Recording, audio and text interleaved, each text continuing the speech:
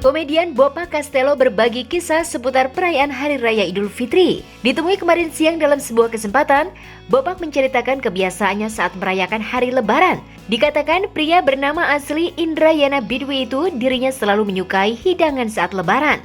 Lantas apa makanan favorit Bopak saat Hari Raya Lebaran kemarin? Ya pertama-tama ya minal aidin wal faizin, mohon maaf lahir batin buat seluruh bangsa Indonesia yang lagi dilanda COVID-19. Mudah-mudahan bulan Juni insya Allah mudah-mudahan kita terlepas dari semua itu. Kalau Lebaran Bopak nggak kemana-mana, ngikutin anjuran pemerintah. Jadi kita selalu di rumah, kegiatan kita di rumah, main piano, main bola. Ya itulah kegiatan-kegiatan orang kaya. Berarti nggak mudik? Hah? Nggak mudik nggak sempet. Makanya opa di Belanda kan nelpon mulu, nggak bisa pulang. Sama keluarga akhirnya malah bisa menyelami perkembangan anak. Kita tahu karakter istri, ya semuanya lah. Ada sisi baiknya ya kita silaturahminya dia sama keluarga lebih kuat. Sisi negatifnya ya pengeluaran jadi menipis, penghasilan jadi kacau. Tapi itu kan global semuanya sekarang ini ya. Jadi kalau kita bicara pribadi rugi ya nggak juga lah. Semua bangsa Indonesia hari ini dalam dilanda kerugian. Tapi mudah-mudahan ini satu pembelajaran buat kita semua, biar kita lebih mawas diri lagi ke depannya. Ada masakan apa gitu? Masakan yang udah terkenal di Indonesia paling lontong, ketupat, lontong, opor, ayam kampung. Kalau Bopak demen ayam kampung, kayak ayam bleler nggak demen. Sama kambing.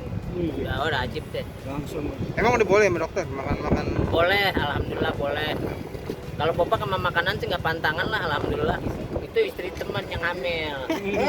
Kalau Bopak lagi planning, lagi bikin. Lagi ngadonin bang. Lagi ngadonin. Ya alhamdulillah lah. Nah, kalau sebetulnya mah kita nggak punya planning sih, berjalan dengan ini aja lah, mengikuti waktu. Nggak ada planningan gitu, pokoknya ya kita jalanin aja dengan baik. Sementara itu, ditanyai seputar kegiatan atau aktivitas saat ini di tengah pandemi, sahabat Aziz Gagap itu mengatakan dirinya tengah menempuh pendidikan. Diakui Bopak dirinya tidak menyangka bisa melanjutkan kuliah bersama para sahabatnya. Lantas bagaimana cerita awal Bopak Castello bisa melanjutkan pendidikan di perguruan tinggi? Lalu apa pula jurusan perkuliahan yang Bopak ambil? Alhamdulillah kita dikasih kepercayaan, kita terima kasih juga sama Bapak Profesor Delami, Bapak Reja, Mbak Lili, Mbak Ria, tentunya Mbak Sipa yang sudah memberikan kita tempat untuk belajar yang ngambil di bidang hukum. Ya Bopak sih nggak berpikir usia ya. Kan yang namanya ilmu kita nggak ada terbatas kecuali maut. Kita dikasih kesempatan peluang untuk kuliah ya udah kita jalanin dengan baik. Tiap satu kuliahnya. Awal mulanya kita ngumpul-ngumpul aja sama Bang Daine. Bang Daine kan salah satu anak tokoh Indonesia Tuti Alawiyah ya, Haji Tuti Alawiyah. Mereka tuh humble sama seniman. Mereka dekat sama seniman. Akhirnya obrol-obrol sama Paski kan gitu. Udah deh anak-anak pelawak-pelawak kalau ini gue kasih beasiswa gitu. Akhirnya sama teman-teman gayung bersambut. Bopak dengerin, Pak lu mau gak kuliah? Ah otak itu deh ini nggak bisa. Udah masuk aja, akhirnya masuk lah. Nah di situ ada pelawak Topik Lalat, ada Jaim, ada Bang Tigor. Akhirnya teman-teman, akhirnya kita bukan kuliah. Kalau udah ketemu dosen bercanda doang.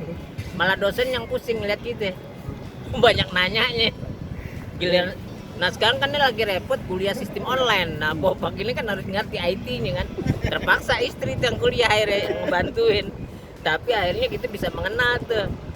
Akhirnya sekarang terpaksa kita beli laptop, beli apa kan, kemudian ngebor-bor kepikir. Bisa gimana bang? Karena kalau hukum ini pas Bopak masuk ke dalamnya itu lebih global ya. Lebih ke masalah sosial temennya gitu. Kedua kita bisa tahu perangkap hukum di Indonesia yang baik yang tidak baiknya kan kita harus mendalamin. Jadi paling minim secara akademisnya kita bisa bertanggung jawab dengan hal-hal yang kita ucapkan tentang hukum kan gitu aja. Pengennya sih begitu, cuman pengacara pengennya buka prakteknya di Dubai. Kalau di Indonesia ini kan perkaranya beda, terlalu kecil ya kan. Bang, yang diidolakan siapa bang? Pengacara Indonesia. Wah, Hotman dong. Hotman is the best. Alasannya kenapa? Dia aneh demen itu kejujuran dalam hal apapun. Kalau kita tahu usah munafik, ajaran inti dari Hotman memberikan statement tuh gitu. Lu jangan munafik. Kalau lo kaya bilang kaya, jangan berpura-pura nggak kaya gitu. Kalau lo kaya lo mampu. Nah itu kan masalah dunia, realistis kan.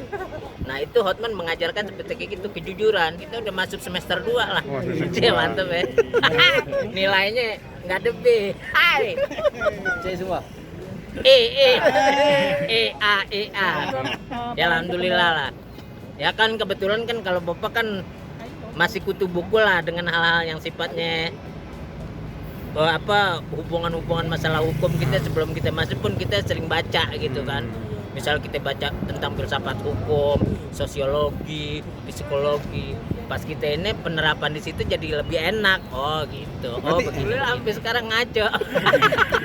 Ketemu Bang Hotman gitu bang? Hah? Pengen banget kita ketemu Bang Hotman. Kita pengen apa sih ngobrol-ngobrol kok. Bang Hotman nih bisa berani memproklamirkan dirinya itu dengan bendera realistis, tidak munafik. Nanti Bang, bisa kan makan. ketendang. Kalau aneh ke situ, Bang Hotman bisa ngilu, ya kan? S1 aja kita udah sombong, apalagi S nong ya. Tapi kita selalu berdoa biar kembali lagi ke depannya Indonesia lahir Hotman yang baru.